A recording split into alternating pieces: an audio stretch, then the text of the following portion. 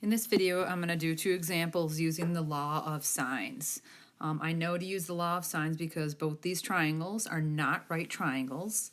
And also when I look at it, I have a matching pair. So I have a side and an opposite angle and another side and an opposite angle, or I'm looking for a side and an opposite angle. So that's when I know what to use. So the law of sines, and I can write this either way. So the law of sines says I have sine of A over side A would be equal to sine of B over side B, or sine of C over side C. And of course I don't have to use all those proportions, I just pick one, and we don't know necessarily what A, B, or C is. This case I did label them all A, B, and C. All right, so if I'm looking at this problem, the first problem, I'm trying to find AB, so I'm going to call that X. All right, and I'm looking for the matches. So I have a match right here, a side and an angle, because remember the angle is across from the side that we care about. So those two guys match. And the other match is what I'm looking for. So across from the X, I have a 53. So those guys go together. So I am set to write a ratio. I can write the sign in the numerator, or I can write the sign in the denominator and switch it. It doesn't matter which way I do it. So I'm just going to put the sign in the numerator. So I would say sine of 44, that's the angle goes with the sine, over the side of 7. And that is equal to the sine of the angle 53 over the side, which is X. Okay, now in doing my math, on the other video, they weren't doing it like a proportion. I'm going to just show you how to do it like a proportion. So if I was to solve this proportion, then you would go X times sine of 44 is equal to 7 times sine of 53. All right, and if I'm going to solve for X, I would divide by the sine 44 on both sides. So that would eliminate that. And I would put this whole thing over that, so sine of 44. So I can put that whole mess into my calculator. So I would do 7 times sine of 53 and then say divide it by sine of 44.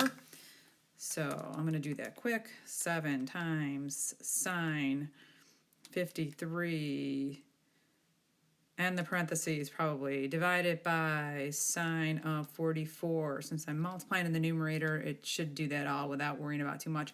I end up getting 8.047777. And it says to round to the nearest integer on your direction, so I'm going to round to 8. So my AB is about 8. Okay, so that's how I would find a side using my calculator. All right, so the second one here, I'm going to find an angle.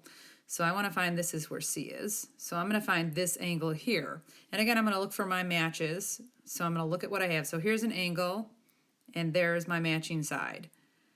So there's a match, and I'm going to use that match, and then I'm going to use this match, and the unknown is going to be the angle C.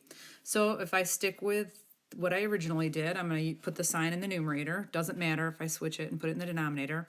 So I'm going to say sine of X over 20 is equal to sine of 82, because 82 is the angle, over the side. I want the angle always with the sign because trig functions are always dealing with angles. Okay, and again, I use this because I have two matching pairs. All right, again, it's a proportion. So again, on the other video I showed you they didn't do it like a proportion. I'm going to show you with the proportion idea.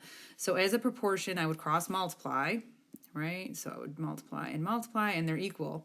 So when I do that, my thought, and I'm always going to put the constant in front because I don't want to multiply it by the angle, I want to multiply it by the sine function. So I have 20 times sine of 82 is equal to, and again, the constant is going to go in the front, 29 times sine of X.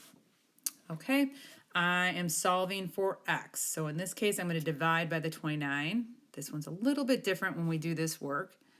So I have that whole mess. So that's gone. All right, so if I want to find, what I'm trying to find is this angle, right? And when I want to find the angle, I want to use the inverse key, because what we're basically doing is we're telling the calculator the ratio, and we want the calculator to spit back to us the angle.